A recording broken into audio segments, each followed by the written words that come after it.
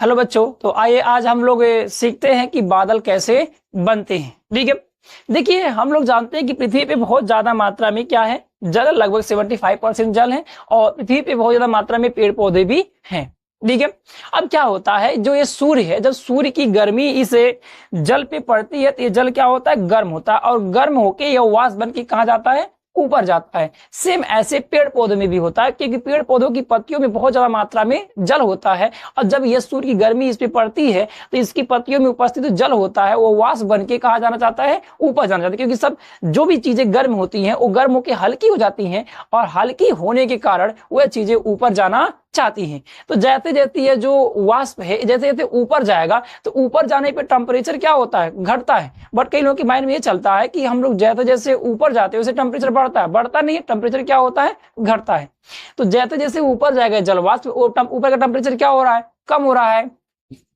तो ये जलवाष्प जाएगा ऊपर तो छोटी छोटी बूंदों में इस प्रकार से क्या हो जाएगा, बदल जाएगा। ठीक है, इधर से भी जाएगा तो यहाँ भी क्या छोटी छोटी बूंदों में बदल जाएगा और टेम्परेचर वहां पे अत्यधिक कम होने के कारण वही जो छोटी छोटी बूंदें होती हैं वह एक बादल के रूप में इस प्रकार से क्या होती हैं, परिवर्तित हो जाती हैं।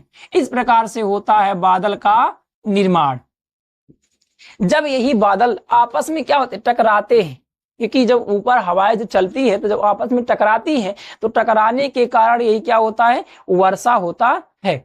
तो आप कभी देखे होंगे कि जब वर्षा होता है तो यहाँ बादल तो एकदम समझिए कि बहुत बड़े बड़े बादल होते हैं, लेकिन जैसे जैसे वह वर्षा होती है तो जब वो नीचे आता है तो कहेंगे पानी की तरह आता है। ऐसा इसलिए होता है क्योंकि यहाँ ऊपर का टेम्परेचर बहुत ही क्या था, ठंडा था, तो वहां पे बर्फ टाइप में सब बादल रहेंगे। लेकिन जैसे जैसे वह जो यहाँ पे बादल है जब आपने टकरा के जब टूट के नीचे आएगा तो जैसे जैसे नीचे आएगा वैसे वैसे टेम्परेचर क्या होगा, उसको बढ़ेगा। और आप जानते हैं कि जब बर्फ को अगर इसे कहीं रख देंगे तो जिसको टेम्परेचर ज्यादा मिलता है तो पिघलता है कि नहीं पिघलता है। तो सेम इसी प्रकार से ये जैसे ही नीचे आएगा तो ये जब बहुत बड़े बड़े टुकड़े में टूटे रहते हैं, जैसे जैसे ये नीचे आएगा वैसे वैसे ये टुकड़ा क्या होता जाएगा, पिघलता जाएगा और जैसे पृथ्वी पे जब तक पहुंचेगा तब तक ये पूरी तरीके से क्या हो जाता है, पिघल जाता है। तो हम लोग को लगता है कि ऊपर से क्या गिर रहा है, पानी, जिसको हम लोग क्या बोलते हैं, वर्षा बोलते हैं।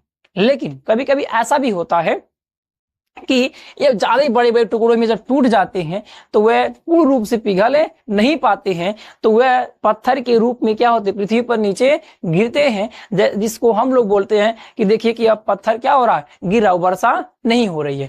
तो वो क्या होते, पूर्ण रूप से पिघल नहीं पाते हैं। लेकिन जो पूर्ण रूप से पिघल जाते हैं वो नीचे आते आते वह एक पानी की बूंदों की तरह क्या होते, नीचे गिरते हैं। तो इस प्रकार से यह बादल बनता है और जब बादल आपस में घर्षण करते, टकराते हैं तो उसी से क्या होती है, वर्षा होती है। एक बता दे